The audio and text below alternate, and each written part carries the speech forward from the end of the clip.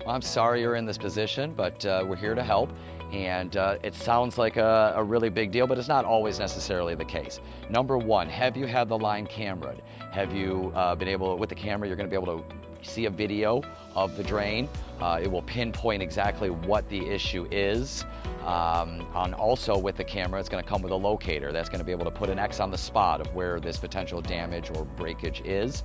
It's also going to tell you how deep the line is. Some of the things that kind of contribute to, say, older sewer lines, for instance, cast iron oftentimes can rot out from the bottom.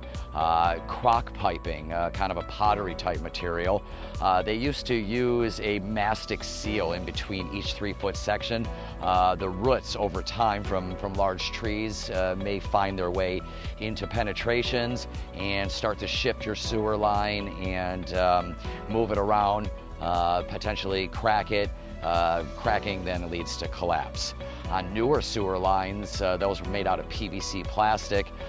Those are generally most troublesome if they weren't installed correctly, if they weren't bedded and have large bellies in them, that is, large sections of pipe that is not pitched correctly, that is holding water, that is holding onto paper and things that cannot pass normally, causing you multiple blockages. Those are the most common things we find with sewer lines that need to be repaired or outright replaced.